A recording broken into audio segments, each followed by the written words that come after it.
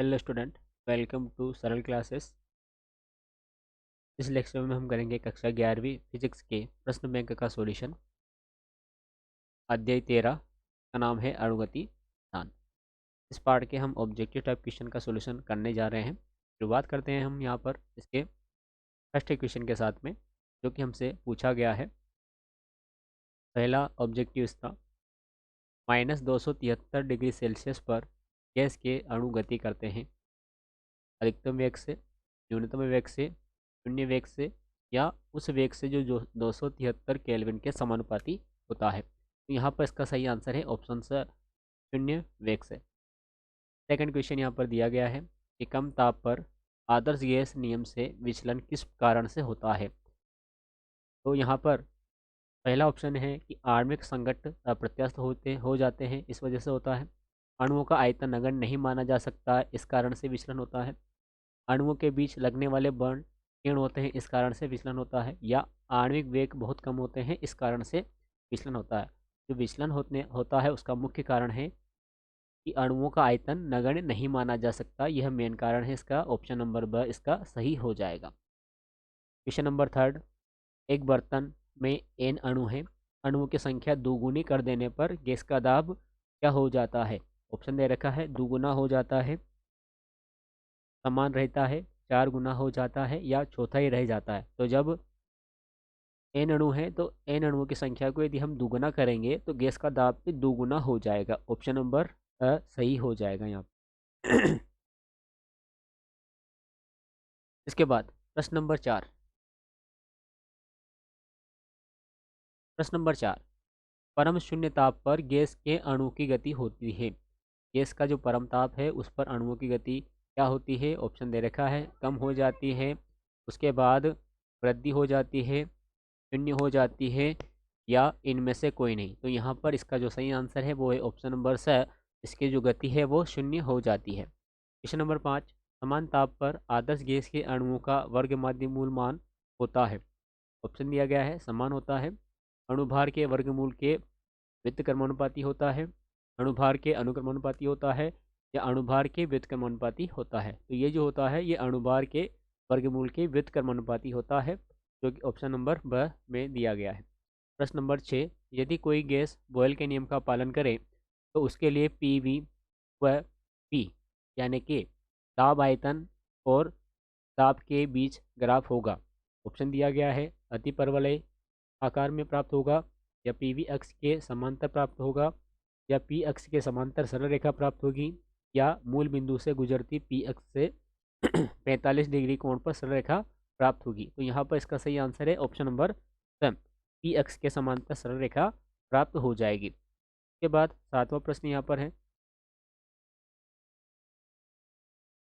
गैसों के अणुगति सिद्धांत के संबंध में असत्य कथन क्या है। असत्य कथन छांटना है।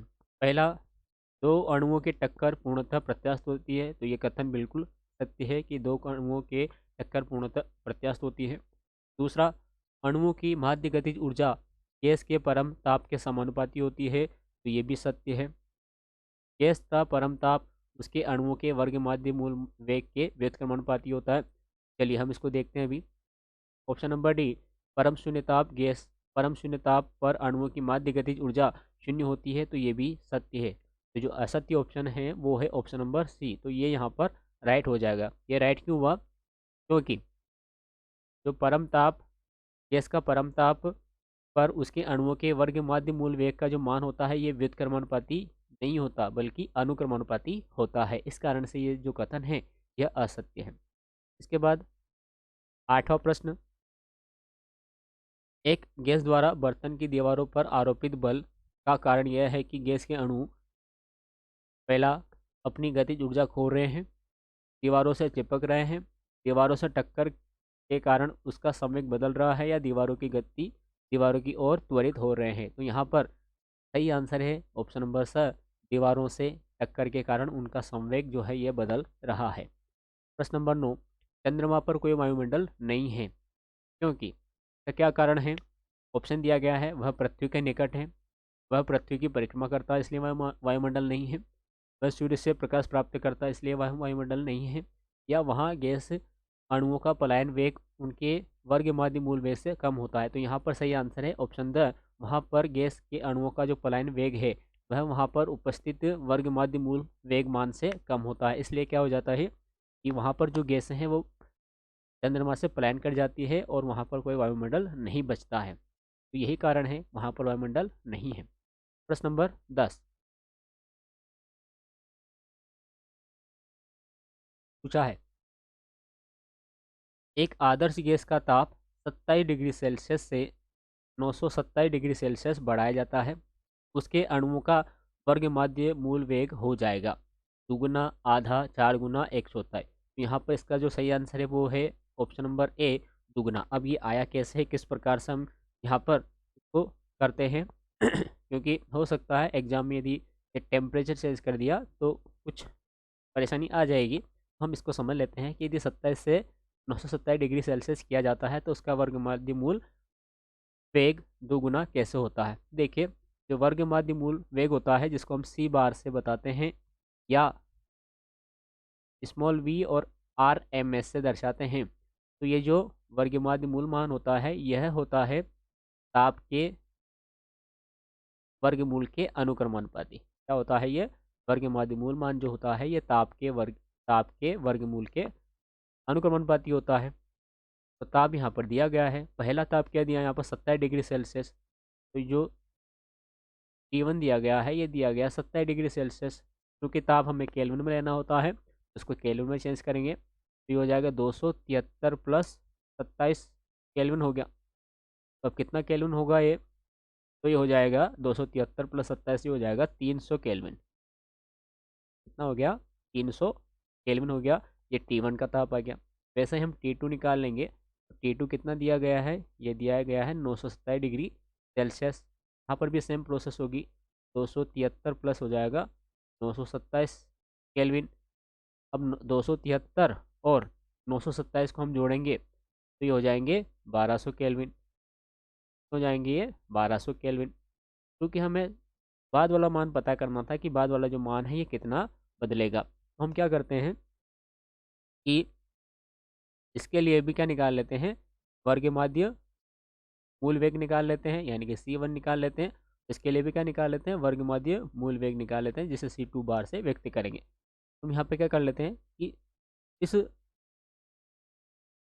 C2 को समीकरण 2 मानते हैं, C1 को समीकरण नंबर 1 मानते हैं, तो हम C2 डिवाइड बाय C1 कर देंगे। तो ये होगा ऐसा, C2 बार बटे में C1 बार बराबर क्या होगा, सेम एज इट इज यहाँ हो जाएगा, अंडर रूट में आएगी दोनों वैल्यू, तो हम यहाँ लिख लेते हैं C2 बार है यानी कि T2 अपॉन C1 यानी कि T1।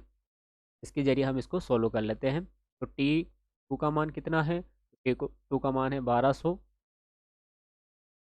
बटे T1 का मान कितना आया था, ये आया था 300। तो हल कर लेते हैं, देखिए 2 जीरो से 2 जीरो यहाँ पर कट गई, 12/3 बचा यानी कि 4 हो गया अंडर रूट में। तो C2 बार अपॉन C1 बार बराबर आ गया ये अंडर रूट में 4, और 4 का वर्गमूल कितना होता है, ये होता है 2। तो ये हो गया C2 बार बराबर, क्रॉस मल्टीप्लीकेशन यहाँ पर किया तो C1 का इंटू इसमें हो गया 2 में, तो 2 C1 बार हो गया। तो यहाँ पर ये कितना आ गया कि बाद वाला जो वर्गमाध्य मूल मान आया है, वर्गमाध्य मूल वेग आया है, ये पहले वाले का 2 गुना आ गया। कितना गुना आ गया, 2 गुना आ गया। इसी कारण से यहाँ पर इसका जो आंसर सही है वो है ऑप्शन नंबर ए, 2 गुना। प्रश्न नंबर 11, प्रत्येक गैस आदर्श गैस की तरह व्यवहार करती है, कब करती है।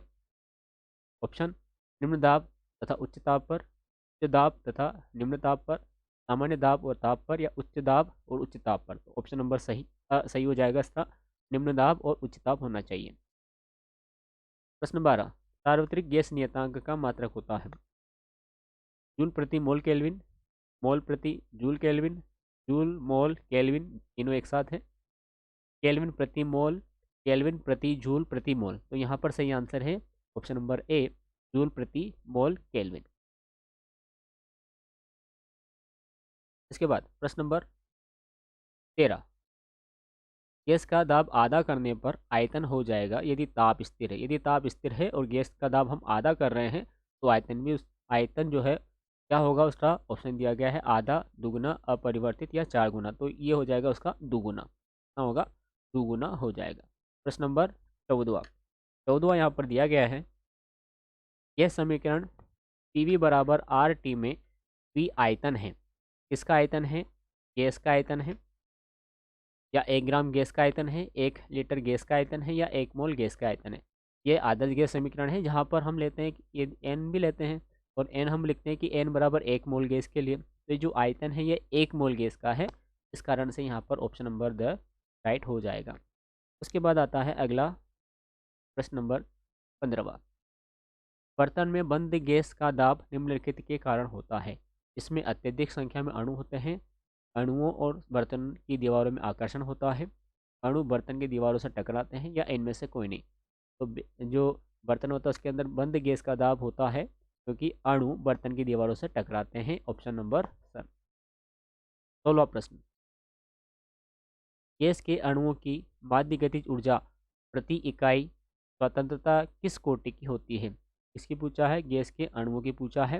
ये वो इसने बोला है कि स्वतंत्रता की कोटि किस कोटि की होती है। ऑप्शन नंबर है 32 के टी, व के टी केवल, ऑप्शन स 12 के T, option the 32 R T. तो यहाँ पर इसका सही आंसर है ऑप्शन नंबर स। प्रश्न नंबर 17वां, गैस पात्र की दीवारों पर दाब डालती है। क्यों डालती है? कि गैस का भार होता है, गैस के अणुओं का संवेग होता है, गैस के अणु परस्पर संगठन करते हैं, या गैस के अणु पात्र की दीवारों के साथ में संगठन करते हैं। तो जो गैस के अणु है वो पात्र की दीवारों के साथ में संगठन करते हैं, इस कारण से गैस पात्र की दीवारों पर दाब डालती है। प्रश्न नंबर 18वां, गैस का वर्ग माध्य मूल वेग होता है, किसके समानुपाती होता है, अनुक्रमानुपाती होता है? ऑप्शन में दे रखा है इस प्रकार से, हम देखते हैं यहाँ पर। उसके विशिष्ट अणुभार के अनुक्रमानुपाती होता है, उसके अणुभार के वर्ग के व्युत्क्रमानुपाती होता है, उसके मोलर भार के वर्गमूल के व्युत्क्रमानुपाती होता है, या परमताप के वर्ग के व्युत्क्रमानुपाती होता है। तो यहाँ पर जो गैस का वर्ग माध्य मूल वेग होता है यह उसके मोलर भार के वर्गमूल के व्युत्क्रमानुपाती होता है। प्रश्न नंबर 19, 1 ग्राम मोल गैस के लिए आर का मान क्या है? ऑप्शन अ 8.31 अर्ग, 8.31 एमकेएस मात्रक, या 4.2 जूल, या 4.2 कैलोरी। इसका सही आंसर है 8.31 एमकेएस मात्रक। प्रश्न नंबर 20, यदि किसी गैस के अणु का वर्ग माध्य मूल वेग दोगुना कर दिया जाए तो दाब क्या होगा? ऑप्शन दे रखा है, बढ़ेगा, घटेगा, घटेगा या बढ़ेगा। यह गैस पर निर्भर करता है, इनमें से कोई नहीं। यहाँ पर सही आंसर है ऑप्शन नंबर अ, बढ़ेगा।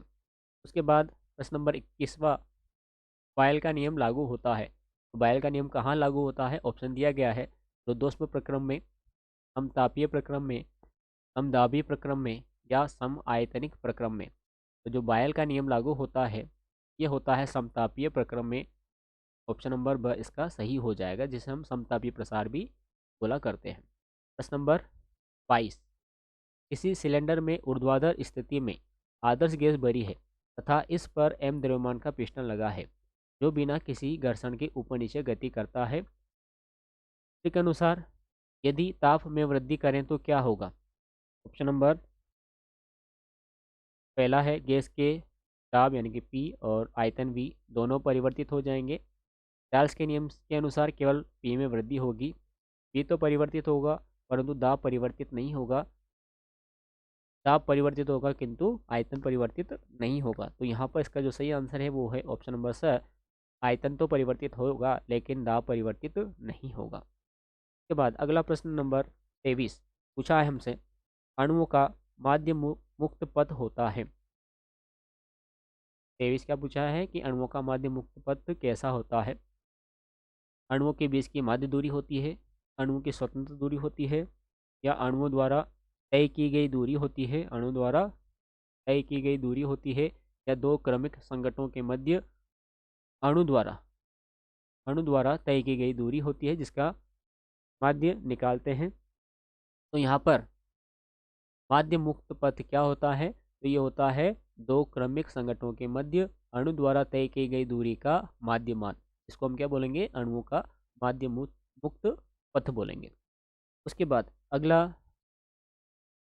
प्रश्न यहाँ आता है, प्रश्न नंबर 2, रिक्त स्थानों की पूर्ति हमें करना है। तो रिक्त स्थानों की पूर्ति हम यहाँ कर लेते हैं। इसके पहला, गैस अणुओं द्वारा पात्र की दीवारों के प्रति इकाई क्षेत्रफल को दिया गया संवेग गैस के खाली स्थान के बराबर होता है। तो ये होता है उसके दाब के बराबर, के बराबर होता है, दाब के बराबर होता है। दूसरा, परम शून्य ताप पर अणुओं की खाली स्थान शून्य हो जाती है, तो ये अणुओं की हो जाती है गतिज ऊर्जा। क्या शून्य हो जाती है, गतिज ऊर्जा शून्य हो जाती है। थर्ड, कोई कण स्वतंत्रता पूर्वक जितनी दिशाओं में गमन कर सकता है उसे उसकी खालिस्तान कहते हैं, उसे उसकी स्वातंत्र्य कोटि कहते हैं, या स्वतंत्रता की कोटि भी कहा जाता है। स्वातंत्र्य कोटि, आप चाहें तो स्वतंत्रता की कोटि भी लिख सकते हैं यहाँ पर इस प्रकार से।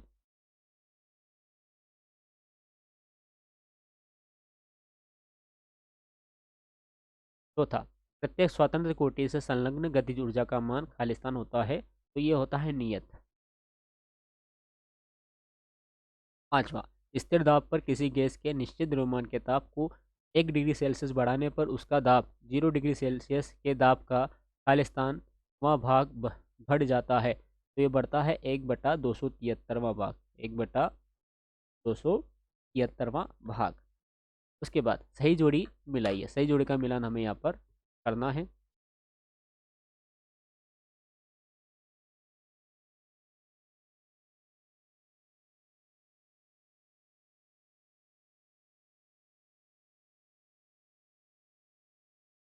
देखिए यहाँ पर जो सही जोड़ी बनी है इसमें कुछ मिस्टेक है, मिस्टेक भी हम सुधारेंगे और जो सही आंसर है वो भी हम यहाँ पर प्राप्त करेंगे।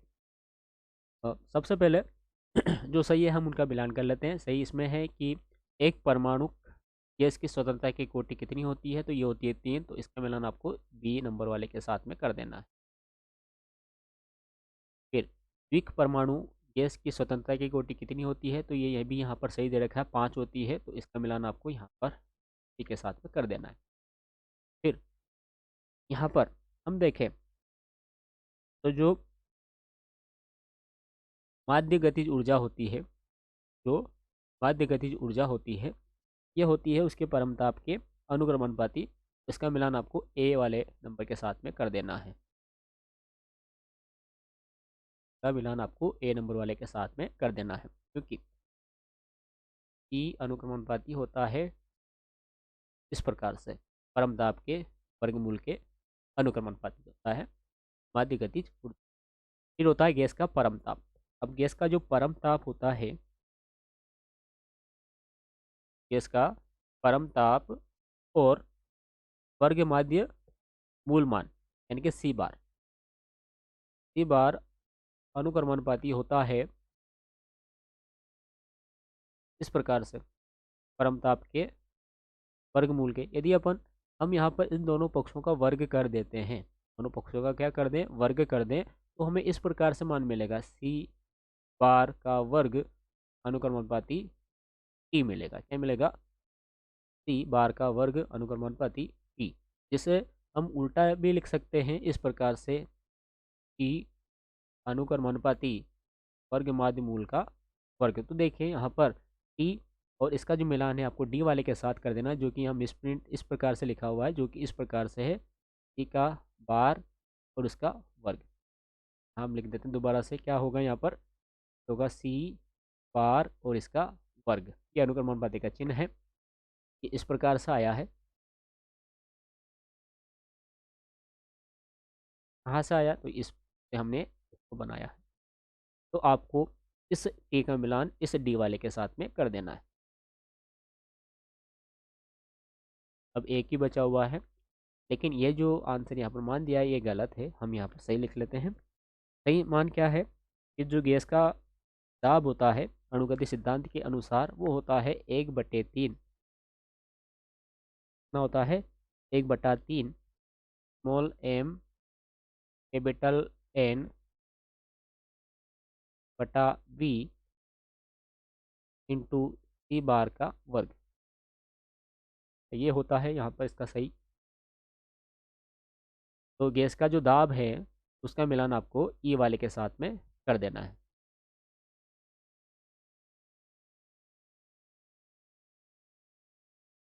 मिलान आपको यहाँ पर कर देना है। यहाँ पर कौन क्या है हम समझ लेते हैं। यहाँ पर जो स्मॉल एम है यह एक अणु का द्रव्यमान है। कैपिटल एन क्या है और वी क्या है। वी तो आयतन होता है हम जानते हैं। तो एन क्या है, तो जो वी आयतन है उसमें उपस्थित जितने भी अणु होते हैं उन सब की संख्या कहलाता है। सी बार क्या है, तो सी बार को हम बोलेंगे वर्ग माध्य मूल वेग का मान। इस प्रकार से जो इसके ऑब्जेक्टिव टाइप क्वेश्चन है वो यहाँ पर कंप्लीट हो जाते हैं।